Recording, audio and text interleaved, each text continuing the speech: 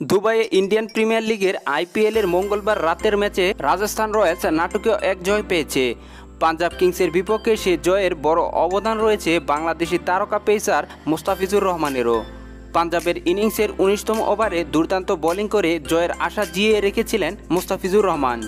শেষ ২ ওভারে পাঞ্জাব কিংসের দরকার ছিল মাত্র ৮ রান, হাতে ছিল ৮ উইকেট। ১৯তম ওভারে এসে মুস্তাফিজুর রহমান দুর্দান্ত বোলিং করেন। প্রথম ২টি বল ডট দেন, বাকি 4টি বলে 4টি সিঙ্গেল দিয়ে মোট ৪ রান দেন মুস্তাফিজ। এরপরে শেষ ওভারে তরুণ কার্তিক তিয়াগীর অনবদ্য বোলিং নৈপুণ্যে শেষ পর্যন্ত ২ রানে অবিশ্বাস্য জয় পেয়েছে রাজস্থান। নিজের শেষ ওভারে 2টি ডট বল সহ পাঞ্জাবের বিপক্ষে মোট 7টি ডট বল করেছেন মুস্তাফিজ।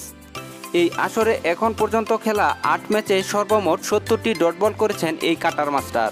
রাজস্থান রয়্যালসের আর কোনো বোলারই মুস্তাফিজের চেয়ে বেশি ডট বল করতে পারেনি।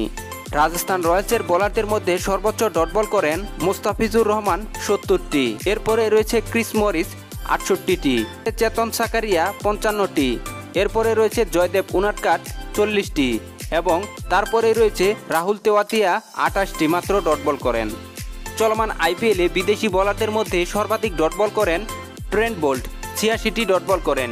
এরপরে রয়েছে কাটার মাস্টার মুস্তাফিজ 70টি ডট বল করেন। তারপরে রয়েছে ক্রিস মরিস 68টি ডট বল করেন। তারপরে রয়েছে স্যাম কারন 67টি ডট বল করেন। এরপরে রয়েছে কাইল জ্যামসন 67টি ডট বল করেন। রশিদ খান 66টি ডট বল করেন।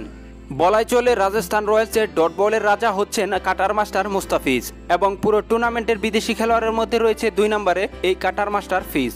আইপিএলে আরও ভালো পারফরম্যান্স করুক, এটাই সকল দর্শকদের মধ্যে প্রত্যাশা।